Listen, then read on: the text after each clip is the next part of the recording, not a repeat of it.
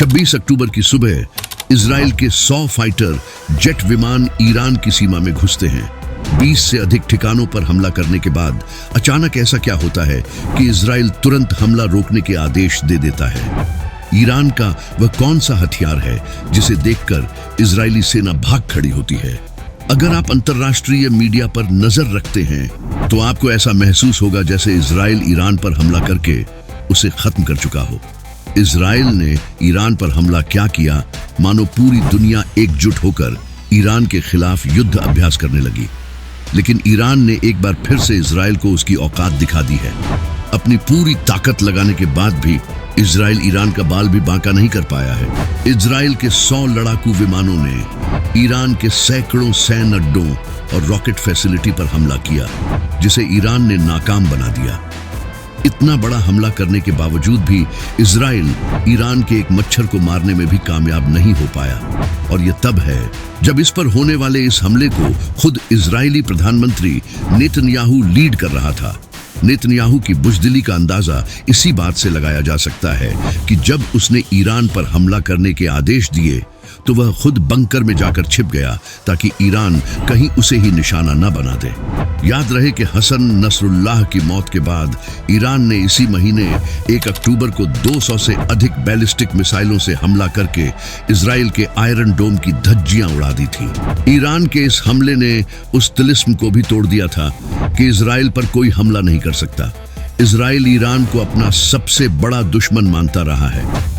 वह जानता है कि जब तक मिडिल ईस्ट में ईरान है तब तक वह अपने ग्रेटर इजराइल के मंसूबे को पूरा नहीं कर सकता और ना ही फिलिस्तीन पर कब्जा कर सकता है। इजराइल ने सोचा था कि वह ईरान पर 2-4 रॉकेट दागकर दुनिया के सामने हीरो बन जाएगा। यह हमला उसने अपनी साख को बचाने के लिए किया था, लेकिन इस हमले ने उसकी बची कुची इज्जत को भी मिट्टी में मिला दिया है। ईरान के डिफेंस सिस्टम ने इजराइल का ऐसा मुकाबला किया कि उसे चंद घंटों में ही ईरान छोड़कर भागना पड़ा। हमले की थोड़ी देर बाद ही इजराइल ने खुद ऐलान कर दिया कि वह जंग बंद कर रहा है। ये पहली बार है कि युद्ध करने आई फौज खुद कह रही है कि हम युद्ध नहीं करेंगे। इजराइल शेर की तरह आया था, लेकिन ईरान ने उसे गीदड़ बनाकर वापस भेजा है।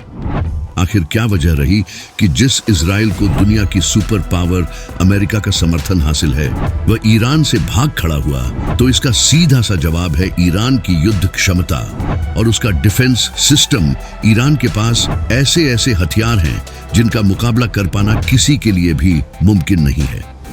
पिछले दिनों टाइम्स ऑफ इंडिया ने खबर प्रकाशित की थी और बताया था कि ईरान के पास एक ऐसा हथियार है जो न्यूक्लियर बम से भी ताकतवर है।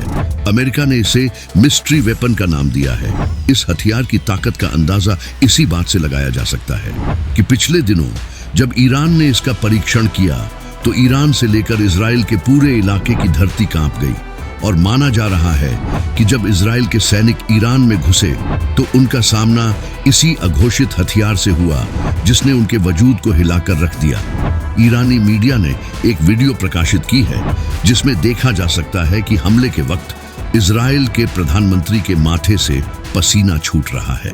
नेतन्याहू जानता है कि उसने ईरान पर हमला करके बहुत बड़ी गलती की है और इसका खामियाजा उसे आने वाले समय में भुगतना पड़ेगा। 2018 में फॉक्स न्यूज ने जब नेतन्याहू से पूछा था कि इजराइल के लिए सबसे बड़ा खतरा कौन है, तो नेतन्याहू ने कहा था ईरान। ईरान ईरान नेतन्याहू ने 3 बार ईरान का नाम लेकर बता दिया था कि ईरान कोई छोटी मोटी शक्ति नहीं, बल्कि यह वह देश है जो बड़ी ताकतों के लिए भी काल बन सकता है। ईरान किसी भी मामले में इजराइल से पीछे नहीं है। अगर अमेरिका इजराइल का साथ देना बंद कर दे तो ईरान अकेले दम पर इजराइल को उसकी औकात दिखा सकता है। इजराइल ने जैसे ही ईरान पर हमला किया उसके तुरंत बाद ही अमेरिका ने बयान जारी कर दिया कि अगर ईरान जवाबी कार्रवाई करता है तो अमेरिका इजराइल का साथ देगा। दरअसल इजराइल अमेरिका का एक अघोषित बच्चा है जहां से वह मिडिल ईस्ट को कंट्रोल करना चाहता है ताकि वह मुस्लिम देशों के तेल और दूसरे संसाधनों पर कब्जा कर सके। इराक, ईरान, गाजा, अफगानिस्तान में जितनी भी उथल पुथल हुई उनमें इजराइल की जमीन का जरूर इस्तेमाल किया गया। सोचने वाली बात है कि अमेरिका मिडिल ईस्ट और ईरान से 12,000 किलोमीटर दूर है, लेकिन उसने यहाँ पर 70 सैन्य अड्डे बना रखे हैं और यह इतना सब कुछ बस एक देश के लिए है और वह है ईरान। अमेरिका और इजराइल ने जिस मुस्लिम देश में सबसे ज्यादा जासूस प्लांट किए वह ईरान है। इजराइल ईरान से बचने के लिए हर साल 24 बिलियन डॉलर अपने हथियारों पर खर्च करता है।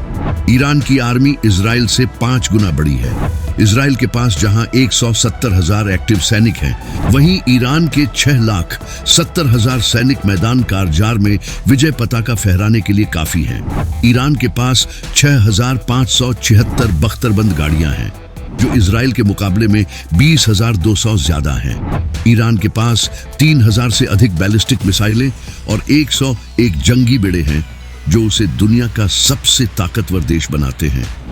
International institute for strategic studies की रिपोर्ट के मुताबिक ईरान वेस्ट एशिया में सबसे ज्यादा बैलिस्टिक मिसाइल, क्रूज मिसाइल और ड्रोन रखने वाला देश है। इजराइल के पास जहां 1,370 टैंक हैं, वहीं ईरान के पास टैंकों की संख्या 4,000 के करीब है।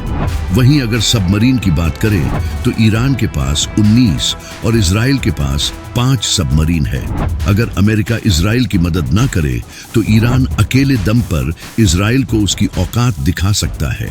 ईरान के पास ऐसी मिसाइलें हैं कि वह इजराइल के आयरन डोम को भी भेज सकता है। पिछले दिनों जब उसने इजराइल पर एयर स्ट्राइक की तो उसका आयरन डोम भी ईरान की रॉकेटों को इजराइल पर गिरने से नहीं बचा सका। ईरान की हाइपरसोनिक मिसाइलें साउंड की स्पीड से 5 गुना तेजी से हमला करने की क्षमता रखती हैं। ईरान पर किए गए इस हमले ने पूरी मुस्लिम दुनिया को एकजुट कर दिया है।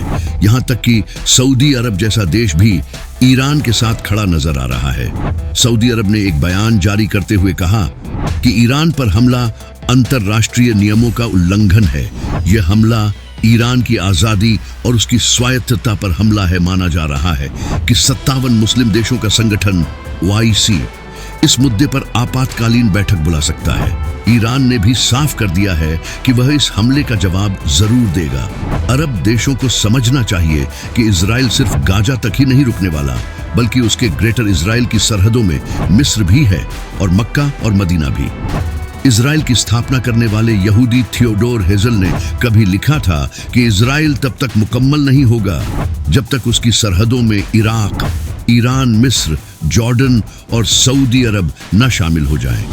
अब सऊदी अरब में बैठे बादशाहों और मुस्लिम दुनिया के हुक्मरानों को सोचना होगा कि उनका अगला कदम क्या है।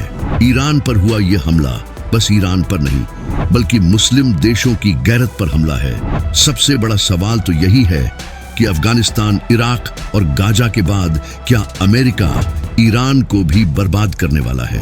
ईरान जब तक जिंदा है तब तक फिलिस्तीन पर इजराइल कभी मुकम्मल तौर पर कब्जा नहीं कर सकता।